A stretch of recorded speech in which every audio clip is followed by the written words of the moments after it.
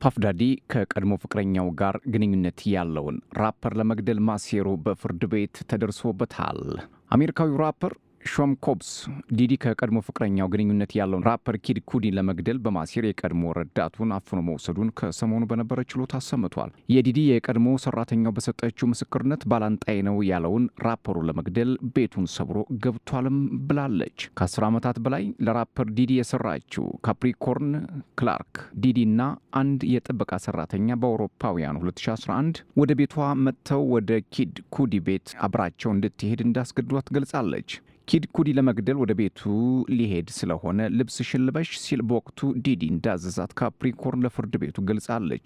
ስራ በጀመረችበት የመጀመሪያው ዕለት እሷን ሊገድላት እንደዛተባት ለፍርድ ቤቱ ማሰምታለች። የ55 ዓመቱ ዲዲ በበኩሉ ለቀረቡበት ለወሲብ ንግድ ሰዎችን በህገወጥ መንገድ በማዘዋወር የወሲብ ብዝበዛ፣ በመመሳጠርና የግድያ ሙከራ ወንጀለኛ አይደለሁም ሲል ተከራክሯል። ራፐር ኪድ ኩዲ ወይንም ስኮት መስኩዶ ባለፈው ሳምንት በነበረ ችሎት ላይ በራፐር ዲዲ ላይ ምስክርነት ለመስጠት ተገኝቶ ነበር። ኪድ በዚህ ምስክርነቱ ላይ ከቀድሞ የዲዲ ፍቅረኛ የአር&ቢ ሙዚቀኛዋ ካሳንድራ ካሲ ቬንቱራ የነበረውን ግንኙነቱን አስረድቷል። በተጨማሪም ዲዲ በሎስ አንጀለስ በሚገኘው መኖሪያ ቤቱ ሰብሮ እንደገባና እንዲሁም ፖርሽ የተሰኘው መኪናውን በተቀጣጣይ ፈንጅ ጉዳት አድርሶበታል ብሏል። ዲዲ ወንጀለኛ ሆኖ ከተገኘም የዕድሜ ልክ እስራት ይጠብቀዋል። ባድቦ የተሰኘው የኢንተርቴንመንት ኩባንያ የምርቶች ዳይሬክተር የነበረው ካፕሪኮርን ዲዲ ኪድ ከካሲ ቬንቱራ ጋር ያለውን የፍቅር ግንኙነት ማወቁን ተከትሎ በአውሮፓውያኑ 2011 ቤቷ መምጣቷን ማስረድታለች። ቤቷ ሲደርስም ሽጉጥ ይዞ ነበር ማለት ለፍርድ ቤቱ ምስክርነት የሰጠችው ካፕሪኮርን በከፍተኛ ሁኔታ ተናዶ እንደነበርና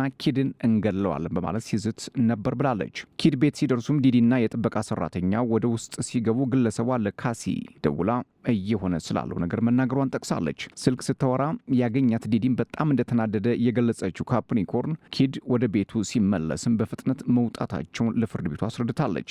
ካሳንድራ ካሲ ቬንቱራ በቅርቡ ለ4 ቀናት ምስክርነት መስጠቷ ይታወሳል። ለዓመታት የደበድባት እንደነበር በፍርድ ቤት በስሜት ተሞልታ ተናግራለች። በወሲብ ንግድ ከተሰማሩ ሴቶች ጋር እጽ በመጠቀም ይፈጽም የነበረው ወሲብም ገልጻለች። ለ10 ዓመታት በዚህ ስቃይ ህይወት ውስጥ መቆየቷን ካሲ ተናግራለች። እንግዲህ ፍርዱ የዕድሜ ልክ ይሁን አይሁን የሚለውን ቀጥለን የምናየው ጉዳይ ነው። እንግዲህ ከእያንዳንዱ ታዋቂ ሰው ጀርባ አደገኛ የሆነ ስህተት መኖሩን በዚሁ ልብ ማለትም ያስፈልጋል። ሌላው በጋዛ በሺዎች የሚቆጠሩ ፍልስጤማውያን በአሜሪካና እስራኤል በሚደገፍ የረድኤት ድርጅት እርዳታ ማከፋፈያ ስራ በጀመር በሁለተኛው ቀን አጨናንቀውታል።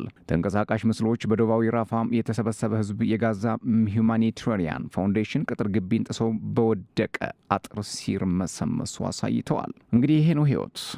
የጦርነት አዙሪትም ከህፃናትና ከሴቶች እንዲሁም ከደካሞች አያልፍም። ሁለት ጉልበተኞች ወይም ደግሞ ሁለት ዞኖች ሲጣሉ ሳሩ እንደሚጎዳው ማለት ነው።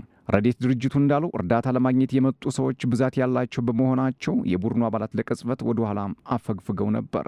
ሐማስ የእርዳታ አቅርቦቱን እየዘረፈ ነው የምትለው እስራኤል አሁን ካለው የአቅርቦት ስርዓት ሌላ አማራጭ አስፈላጊ ነው ብላለች። ምንም እንኳ ሐማስ ዝርፊያውን ቢያስተባብልም ጋዛ ሁማኒታሪያን ፋውንዴሽን በሰጠው መግለጫ በማሰራጫ ጣቢያው ለፍልስጤማውያን እርዳታ እያደረስኩ ነው ብሏል። ማክሰኞ ዕለት የእስራኤልና ፍልስጤም መገናኛ ብዙሃን በታል አልሱልጣን ጣቢያ ሰዎች እርዳታ ለማግኘት ተሰልፈው የሚያሳዩ ተመሳሳይ ምስሎችን አጋርተዋል። ከአንድ ሰዓት ቆይታ በኋላ ደግሞ በሺዎች የሚቆጠሩ ሰዎች ህጻናትን ጨምሮ የጣቢያውን ቅጥር ግቢ ጥሰው ሲገቡ የሚያሳይ ተንቀሳቃሽ ምስል ይፋ ሆኗል። የዓይን እማኞች ሰዎች የምግብ እሽጎችና ሌሎች እርዳታዎች መውሰዳቸውን ገልጸዋል። በአካባቢው የተመደቡ የእስራኤል ወታደሮች ደግሞ ተኩስ መክፈታቸውን አክለው ተናግረዋል።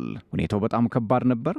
አንድ ጊዜ 50 ሰዎች ብቻ እንዲገቡ ነበር የፈቀዱት ያሉ አንድ የዓይን እማኝ በመጨረሻም ትርምስ ተፈጠረ። ረሃብ ስንት ቀን ይፈጃል? በእስራኤልና በሐማስ ጦርነት ዓለማችን ያየችው ፈተናም እናንተስ እንዴት ትመለከቱታላችሁ? የጋዛ ነፍሳት ምን ይላሉ? ረሃብ እንዲህ ነው። ሰብስክራይብ፣ ላይክ፣ ሼር፣ ኮሜንት እያደረጋችሁ ቤተሰብ ሁኑ። ሰላም።